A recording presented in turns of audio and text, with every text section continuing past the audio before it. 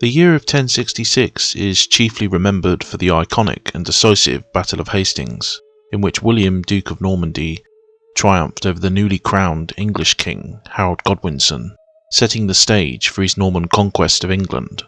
Yet 1066 was in fact a year of three battles, with three principal claimants to the throne, each man claiming their own victory, with only one emerging as the true master of all England. In this video we take an in-depth look at the first of these, the much less well known and yet important clash at Fulford Gate, as well as its characters and the events leading up to it. The battle and the whole Norse 1066 campaign had its genesis the year before in 1065, and perhaps even further back than that. The powerful Godwinson family stood tall in 1065 as the effective masters of England, with Tostig, Earl of Northumbria, having ruled his province for some 10 years. Three of his other brothers similarly held earldoms. Gurth had East Anglia, Leofwine an inland small patch. However, most important was Harold. As Tostig's older brother, Harold Godwinson had taken over his father's lands as Earl of Wessex in 1053, ruling effectively as King Edward's right-hand man. Yet Harold's appointment of Tostig to Northumbria in 1055 sowed the seeds that led to his eventual downfall and their clash later on in 1066. Back in 1055, Elfgar, a prickly lord who rebelled in league with the Welsh King Grufford when Tostig was appointed Earl of Northumbria over him. He was eventually brought to heel through negotiation by Earl Harold, King Edward's right-hand man, but resentment still smouldered. Yet if Elfgar was not happy at the encroaching Godwinson domination of the major earldoms in 1055, then his head must have spun with rage in late 1057, when King Edward's nephew Ralph died, leaving his earldom on the Welsh borderland vacant. Quite reasonably not expecting Elfgar to be an effective stopgap against the aggressive Welsh King Grufford, who had so recently been his ally, King Edward appointed yet another Godwinson, Leofwine, as Earl of part of Ralph's lands, while Harold took the rest. Enraged at this perceived encirclement, Elfgar rebelled once again in 1058, and once again was mollified with increases in land for both himself and his ally Grufford. However, the king, and especially Harold Godwinson, would not forget Grufford's complicity in Elfgar's rebellion. 1058 was indeed much more serious a threat to the stability of England, given Elfgar and Grufford formalised their partnership through marriage of the former's daughter Edith to Grufford. The troubles of 1058 had also spilled out of the border region, with the rebel Earl and Grufford also allying with some Norse raiders under King Magnus of Norway. The Norse raided the West Northumbrian coast to the anger of Elfgar's old rival Tostig. This was the second major incident souring relations between Tostig and Elfgar's family. Sometime in 1062, the Mercian Welsh problem died down, as Elfgar himself died, leaving Grufford vulnerable. 1063 was the crunch year for the Welsh, as Harold decided to crush them once and for all. With his brother Tostig's help, he invaded Wales in a two-pronged campaign. Harold, embarking with a fleet from Bristol, raided and burned along the Welsh coast, before moving into the interior and scoring many minor victories, marked, according to Gerald of Wales, by many stone markers, with the inscription Hic Fut Victus Heraldus, or Here Harold was victor, dotting the country. These frequent minor victories drove Grufford into the rugged terrain of Snowdonia, but also alienated the Welsh king's supporters from him. Grufford effectively became an outlaw in his own lands, his supporters desperate to appease the English invaders. On August 5th of 1063, Grufford finally met his end at the hands of a certain Sinan, son of Iago, who took his severed head and placed it before Harold, signalling their submission. Tostig had led the land force of cavalry into Wales, probably via Chester, the first Northumbrian leader to do so, and so had effectively closed the trap on Grufford there. Grufford's grisly demise made Elfgar's daughter Edith a widow, a fact not lost on the lady's brothers, Edward and Morcar, who by now probably harboured an unhealthy hatred for the Godwinsons, and Tostig in particular. With his father's demise in 1062, Edwin had assumed the mantle of Earl of Mercia, but was still effectively encircled by the Godwinsons. However, he would not have too long to wait to redress this perceived imbalance of power. In 1065, Northumbria erupted in rebellion. It would be a mistake to see this revolt as a mere xenophobic reaction to the southerner Godwinson, however. Tostig's term actually began quite well, with the appointment of a certain Copsey as his deputy, anchoring him to his new province, Copsey being a local and prominent landowner. Tostig also secured the support of the important See of Durham by showering lavish gifts on St. Cuthbert's Church, whilst also supporting Ethelwine, King Edward's choice as the new Bishop of Durham, over an unpopular predecessor. Tostig also maintained good, perhaps too good, relations with King Malcolm of Scotland, even escorting him south in 1059 to swear loyalty to Edward. The two were also, by some accounts, sworn brothers. Apart from 1065 itself then, there are no recorded instances of serious opposition to Tostig's rule, with the local church even gleefully supporting Tostig's stringent enforcement of law and order. Two instances of possible origins for resentment were perhaps, firstly, the aforementioned ravaging of the western Northumbrian coast by a Norse fleet in alliance with Earl Alfgar.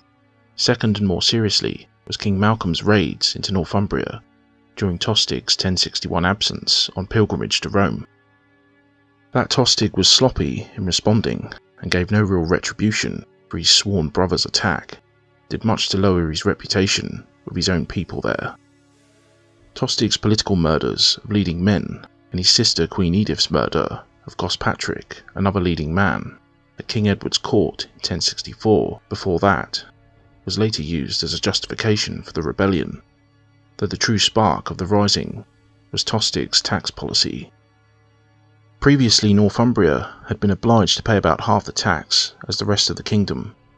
This seems unfair, but was perhaps a privilege afforded to the relatively independent northern regions of York and Bamber, who had been the last Anglo-Danish areas incorporated into the Kingdom of England a century before.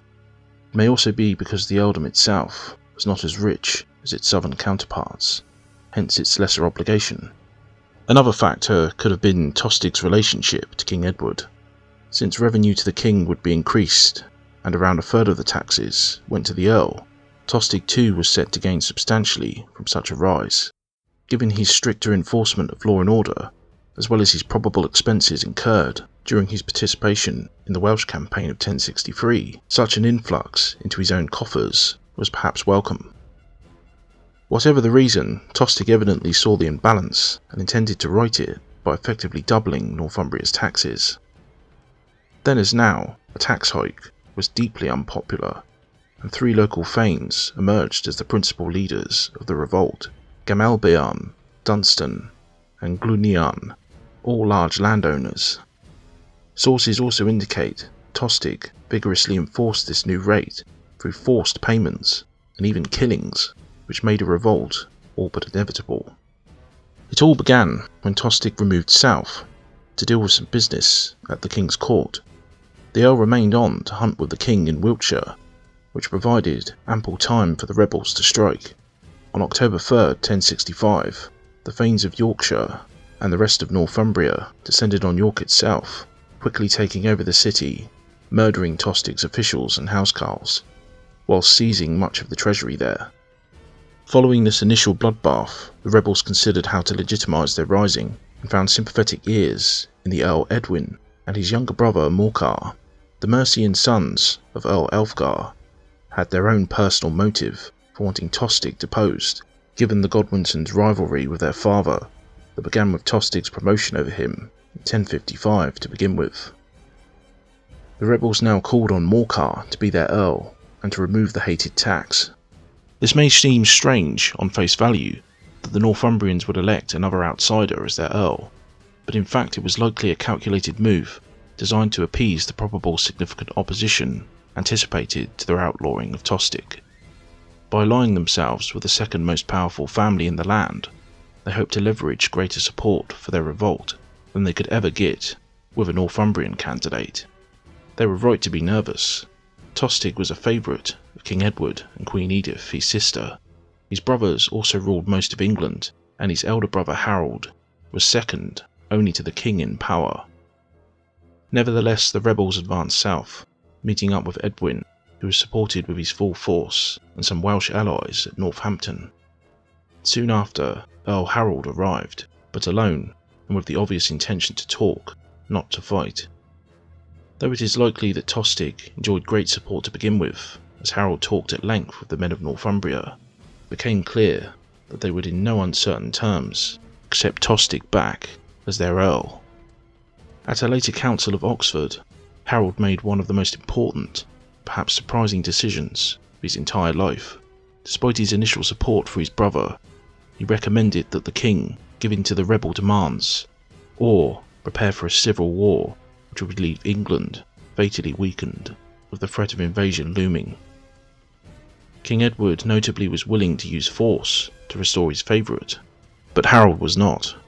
This explosive revelation must have been a galling shock for the family, especially Tostig himself. When he had sufficiently recovered his resolve, Tostig angrily accused his brother of concocting the whole affair just to remove him, a dangerous rival, from his position. Perhaps an underhanded hint from Tostig, Harold's own ambitions for the throne were far from a closely guarded secret. Harold felt the accusation serious enough to swear publicly that this was not the case.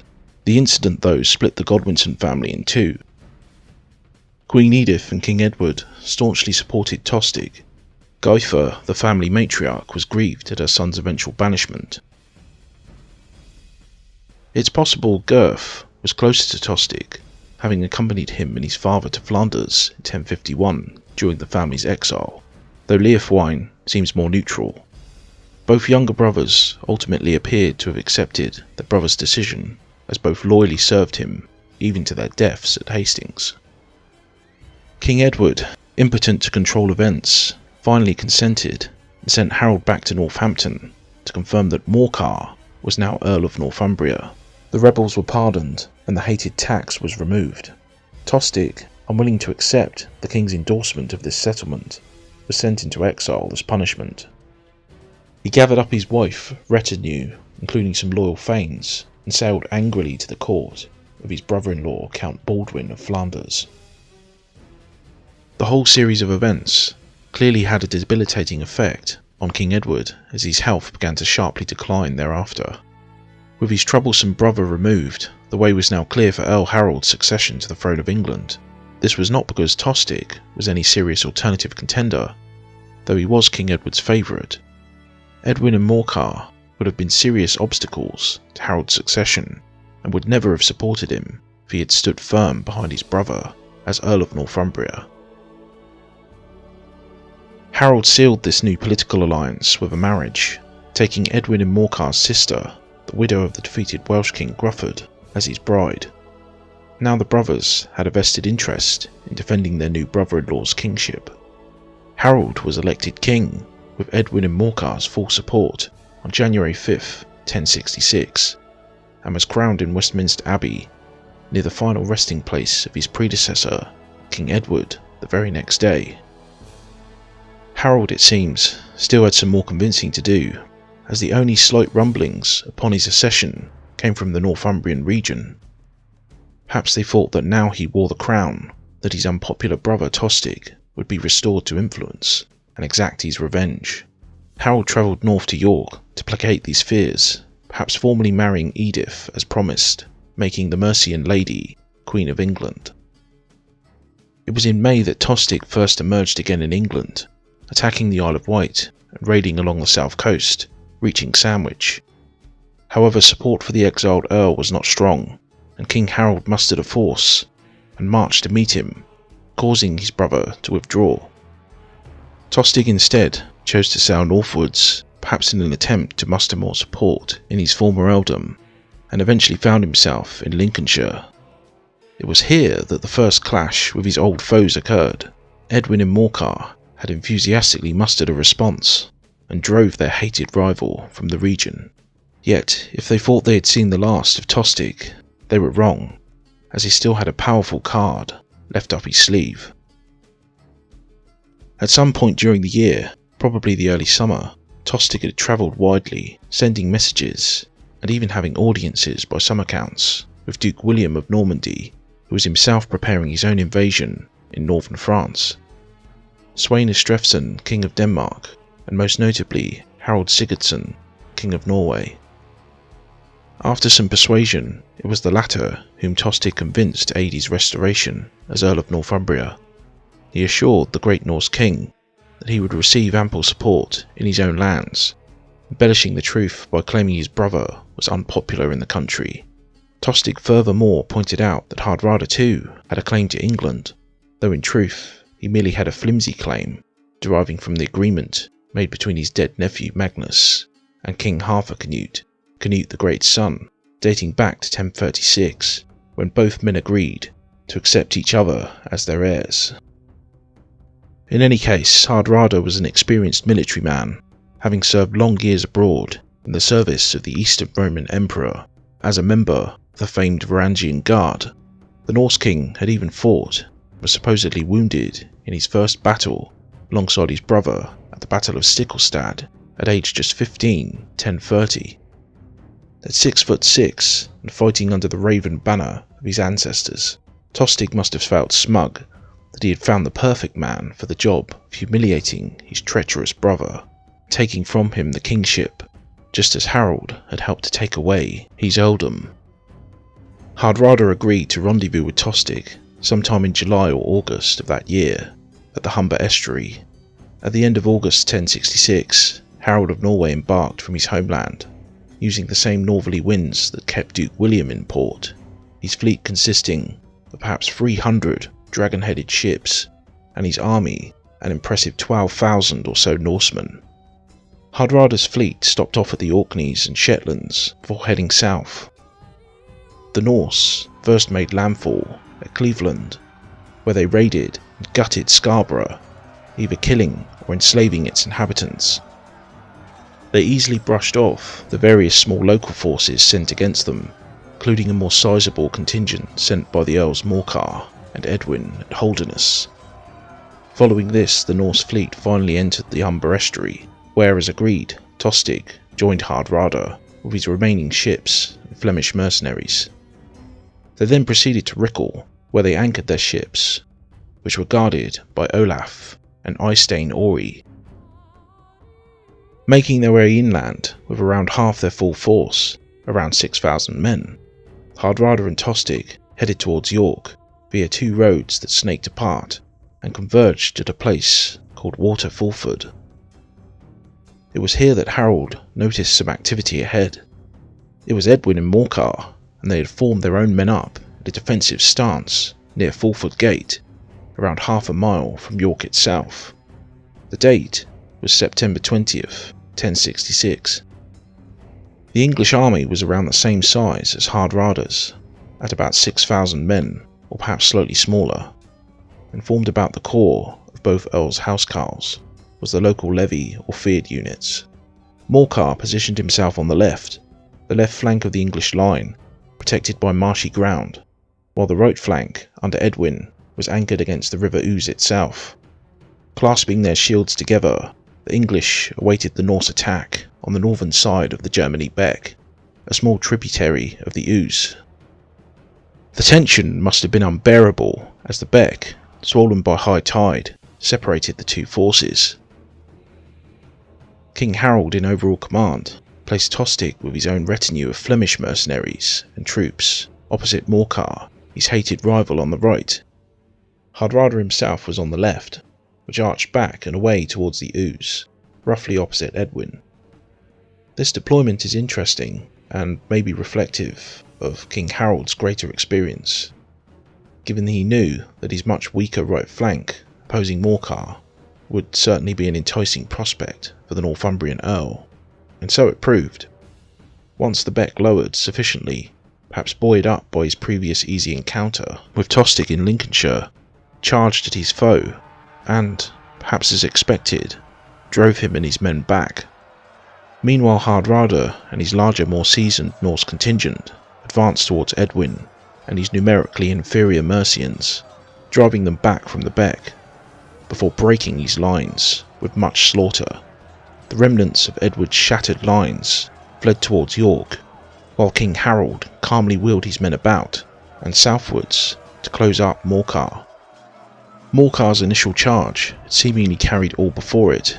However, elation must have blackened into terror as the sight of the royal standard, the Land Ravager, swooping in from above, as King Harold and his chosen men smashed into his flank, dealing death and dismemberment in the thick of battle. Within minutes, fortune's wheel had decisively turned. Morcar's men tried to escape the pincer by edging towards the marshy ground, but this merely increased the casualties, the Englishmen either being cut down by Norse axes or sucked into the waiting quicksands. Those few who managed to escape the initial clash on the right of Morcar's block tried fleeing towards the ooze, in which many drowned. As for the hapless Edwin and Morcar, both survived and headed towards York, which promptly surrendered to Harold on 24th of September. The city was actually spared, but agreed to feed the Norwegian host, and for their men to join Harald III on his march south. They also agreed to give hostages in the normal way, at an agreed location the next day. For King Harold Godwinson back in London, the failure of his northern earls had been a disaster.